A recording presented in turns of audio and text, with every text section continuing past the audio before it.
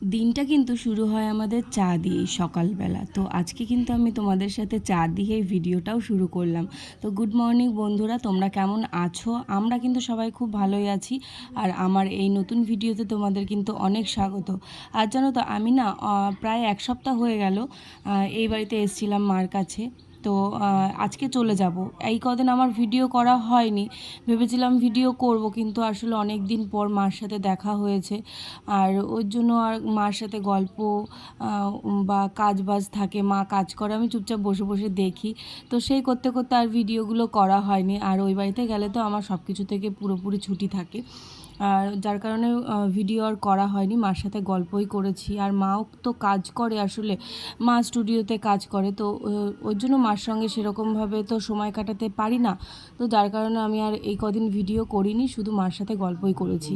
তো আজকে বাড়ি চলে যাব, ভাবলাম তাহলে আজকের ভিডিওটা শুরু করি। পুজো টুজো কিন্তু দেওয়া হয়ে গেছে, কিছুটা আমি দিয়েছি বলতে পারো, আর কিছুটা মা দিয়েছে। মা কিন্তু সমস্ত কিছু গুছিয়ে দিয়েছিল, আর আমি শুধু ঠাকুরকে খেতেই দিয়েছিলাম। আর এদিকে দেখো, সকালবেলা ঘুম থেকে উঠেই কিছু খেয়ে না খেয়েই ও বসে পড়েছে এখন ডাব নিয়ে। এই ডাবটা কিন্তু অনেক দিন হয়ে গেছে, উপর থেকে দিদি দিয়েছিল, তো সেটা কেটে দিচ্ছিলাম না, পরে আজকে কেটে দেওয়া হয়েছে। আর এখন বসে বসে খাচ্ছে। আর মা এদিকে বজরংবলীর যে চল্লিশা হয় সেই চল্লিশা পড়ছিল। আজকে যেহেতু মঙ্গলবার, আর আজকে কিন্তু নিরামিষ, আমার মাও নিরামিষ খায়। আর আমি কিন্তু নিরামিষ খাওয়াটা আমার মার কাছ থেকেই শিখেছি।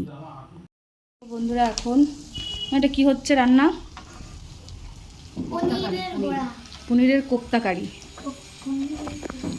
আর ওই পাশে চাল এখনো মনে হয় না, চাল এই যে এটা দিয়ে পোলাও করা হবে, তো ওই জন্য ওইখানে গরম জল বসানো হয়েছে। না, এখনো জল বসানো হয়নি, গরম ওখানে জল রাখা রয়েছে। গরম হয়ে গেছে? ও, তো এই যে এখন পনিরের কোপ্তা কারি হচ্ছে এখানে। প্যান্টটা ব্যাগের মতো ভরো। আর এখন আজকে এই রান্না হচ্ছে, আজকে পনিরের কোপ্তা কারি। মা পাখাটা একটু চালালাম।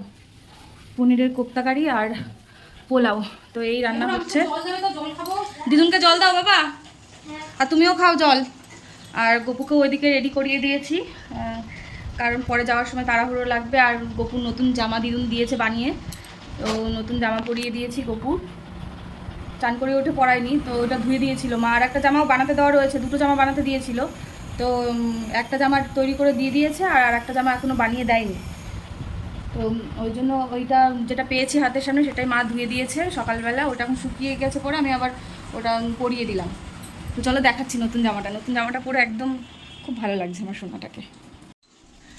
এই দেখো, আমার গপু সোনাকে একদম রেডি করিয়ে দিয়েছি। এখন মুকুটটা পরাইনি, সবই রয়েছে, মুকুটটা এখন পরাইনি।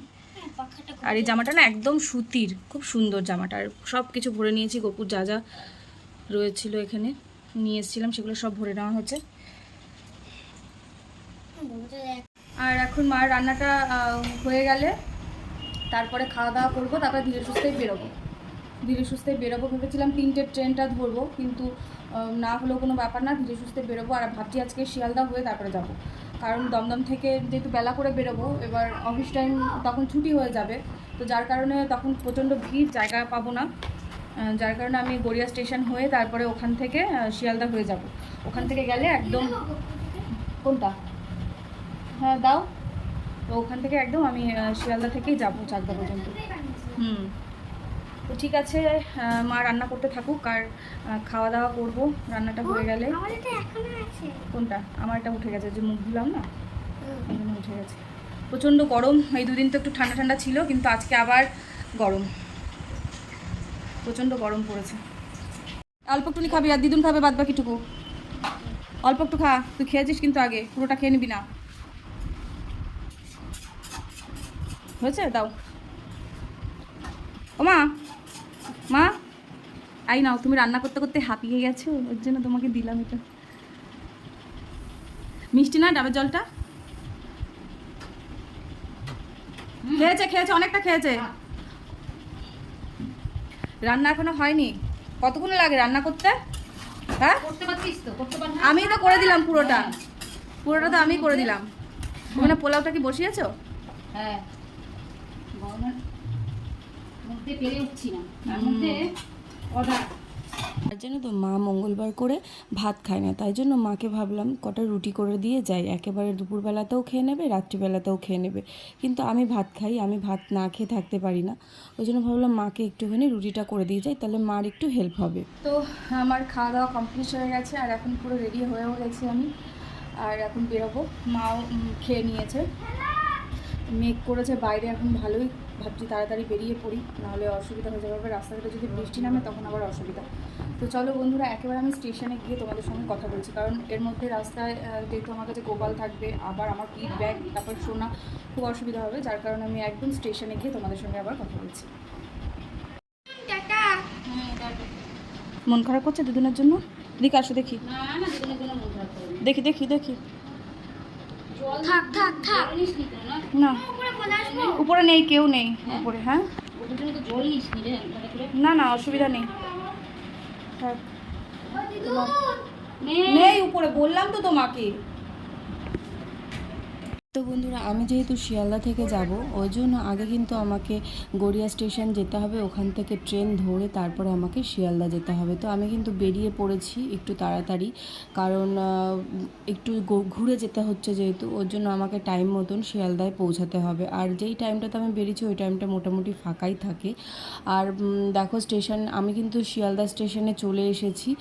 আর স্টেশনে এসে আমার বেশিক্ষণ দাঁড়াতেও হয়নি, আমরা কিন্তু ট্রেনটার সাথে সাথে পেয়ে গেছি। ভেবেছিলাম অন্য মানে এর পরে আর একটা ট্রেন আছে, তো সেটাতে যাব। তো এইটা যেহেতু আগে পেয়ে গেছি আর ফাঁকাও পেয়ে গেছি, ওর জন্য এটাতেই উঠে পড়েছি। ভাবলাম যে অতটা কেন দেরি করব, এটাতেই উঠে পড়ি, ওর জন্য এটাতেই উঠে পড়লাম।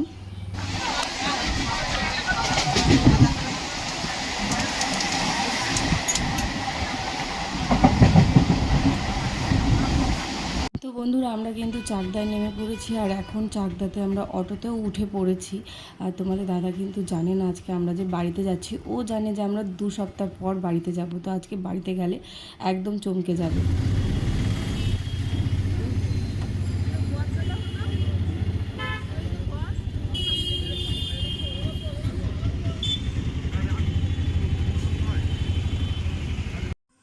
তো বন্ধুরা, আমি চলে এসেছি এখন বাড়ি, আর বাড়িতে কেউই জানতো না যে আমি আসছি, আর তোমাদের দাদাও জানতো না যে আমি আসছি। তো পরে ও জানতে পেরেছে যে আমি আসছি, তো আমাকে ফোন করেছিল, বললাম তখন যে আমি আসছি। তো যাই হোক, এখন আমি বাড়িতে চলে এসেছি, অনেকক্ষণ হয়েছে জামা কাপড় চেঞ্জ করে এখন একটুখানি বসেছিলাম। আর সবথেকে বড় কথা হলো প্রচণ্ড গরম, আর আসার সময় আজকে এত কষ্ট হয়েছে, ট্রেনের মধ্যে ভীষণ কষ্ট হয়েছে। তো সব কিছু ভালোভাবে আমরা এসেছি, জায়গাও পেয়েছিলাম, একদম সুন্দরভাবে এসেছি, কোনো অসুবিধা হয়নি আসতে। তো এখন বাড়িতে আজকে যেহেতু আমার নিরামিষ, এখন আমার জন্য একটু রান্না করব, এখন ভাত রান্না করব একটু আলু সিদ্ধ দিয়ে, আর মানে প্রেশার কুকারে বসিয়ে দেবো অল্প কটা ভাত আমার জন্য। তোমাদের দাদাকে বললাম আমার জন্য একটুখানি কিছু নিয়ে আসতে, যাতে আমি সেটা দিয়ে ভাজা করে নিতে পারি। তো সেটাই বললো যে আসবে নিয়ে। যাই হোক, আমি এখন একটু রান্নাটা বসাই, তারপরে তোমাদের সঙ্গে আবার কথা হচ্ছে। তো বন্ধুরা, আমার রান্নাবান্না তো কমপ্লিট হয়ে গেছে, আর আজকে আর তোমাদের দাদার অপেক্ষা করব না, আমি খেয়ে নেব, কারণ খুব মানে খিদে পেয়েছে। আর সবথেকে বড় কথা হলো যেটা, আমি তো সেই দুপুরবেলা অল্প করে খেয়ে এসেছিলাম, বেশি খাইনি। আর মানে আমি না বেশি খেতেও পারি না, কারণ কোথাও যাবো সেটা ভাবলে আমার শরীরের মধ্যে একটা খারাপ কেমন করে, শরীরটা ভীষণ খারাপ লাগে। তো ওই জন্য আমি আর বেশি খেতে পারিনি, খাইনি। তো ওই জন্য এখন খিদে পেয়ে গেছে, আর ট্রেনের মধ্যেও কিছু খাইনি, কারণ নিরামিষ যেহেতু, ওই জন্য বাইরে কিছু সেরকমভাবে খাইও নি, ওর জন্য রান্নাবান্না করে নিয়েছি, এখন খেয়েও নেব। তো আর ভাল লাগছে না, শরীরটা আর দিচ্ছে না, আর খেয়ে দিয়ে এখন শুয়ে পড়বো। তোমাদের দাদা আসবে, এসেও খেয়ে নেবে ওর মতো। তো ঠিক আছে, আজকের ভিডিওটা কিন্তু আমি এখানেই শেষ করছি, আর একটা নতুন ভিডিও নিয়ে তোমাদের কাছে খুব শীঘ্রই আসবো। তো আজকের মতন টাটা, সবাই ভালো থেকো, সুস্থ থেকো।